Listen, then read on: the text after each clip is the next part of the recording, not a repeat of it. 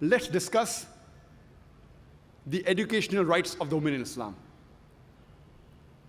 The first guidance revealed by Allah subhanahu wa ta'ala, by Almighty God, to the whole of humankind in His last and final revelation, the glorious Quran, it was not to offer salah, it was not to give charity, it was not to fast, but it was ikra.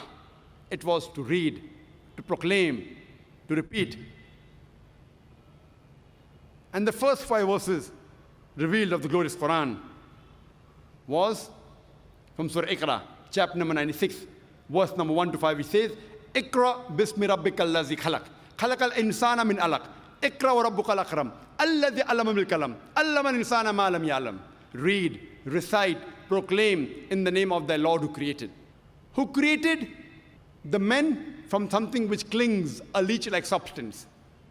Read in the name of the Lord who is most bountiful, who taught men the use of the pen, who taught men that which he did not know.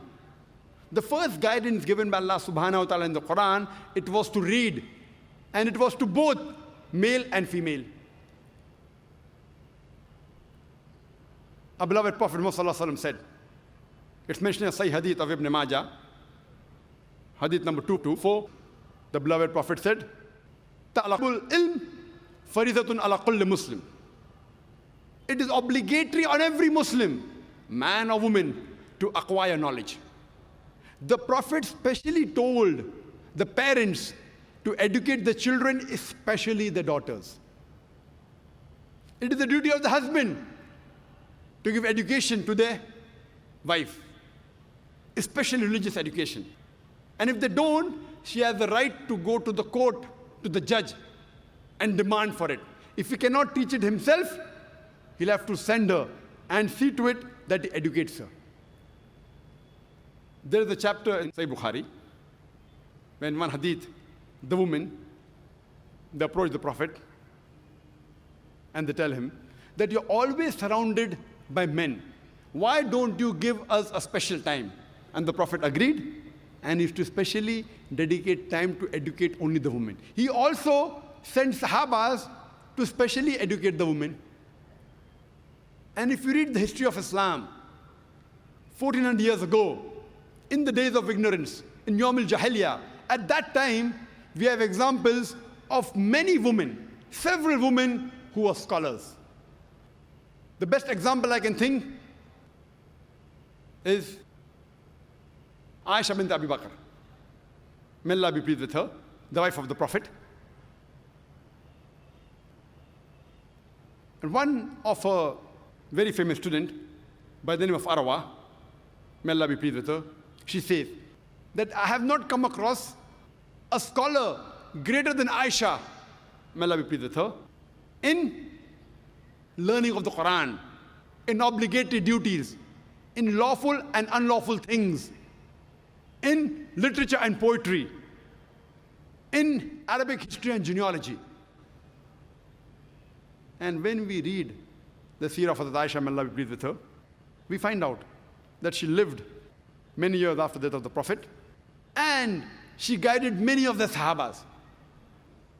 And she even guided all the 4 Khulafa Rashideen. Many a time, when foreign delegations came to the Prophet, and when they discussed medicine, etc., Hazrat Aisha, may Allah be pleased with her, her memory was very good. She used to memorize them. She was also an expert in mathematics. And after the demise of the Prophet, many of the Sahabas came to her, especially while dealing with Mirat, while dealing with inheritance, because she was expert in mathematics. History tells us that she has taught several scholars. She has taught no less than 88 different scholars. So in short, she was a scholar of the scholars.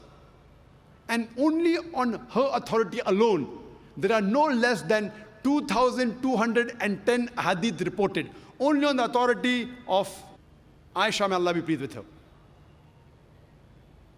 We have the example of Salma, may Allah be pleased with her, who was the wife of the Prophet. And according to Imam al-Nawawi, she was the most intellectual woman amongst the learned women. And according to Ibn Hajar, he calls her as an authority. We have the example of Safiya, may Allah be pleased with her, who was the wife of the Prophet. And Imam al-Nawawi calls her as an intellectual woman. We have the example of Fatima bint Qais, who was one of the Sabiya of Prophet ﷺ. But she was so learned, and the immense knowledge she had, that once there was a discussion on the issue of fiqh, and she had a point of view, and Hazrat Aisha, may Allah be pleased with her, and Hazrat Umar, may Allah be pleased with him, they objected, but they could not prove her wrong. She was so knowledgeable. We have the example of Sulaim, may Allah be pleased with her, who was the mother of Hazrat Anas, may Allah be pleased with him, who was the famous Sahaba. And according to Ibn Hajar, he says that she was a very intelligent woman. And Imam al-Nawawi calls her as authority. We have the example of Darda, who was the wife of Abu Darda. And Imam Bukhari, in his Sahih Bukhari, he calls her as an authority on the science of hadith. We have the example of Sayyidah Nafisa.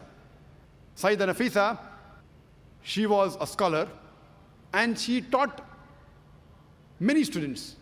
One amongst her students was Imam Shafi. May Allah have mercy on him. We also have the example of Aisha bint Saad ibn Abi Waqas. She too was a scholar, and amongst her students, one of the students was Imam Malik. May Allah have mercy on him. Rahimullah. Imagine in the days of ignorance, in Yawm al-Jahiliyyah, there were several women who were scholars. At that time, people were hardly educated, and imagine we have examples of several women who were great scholars.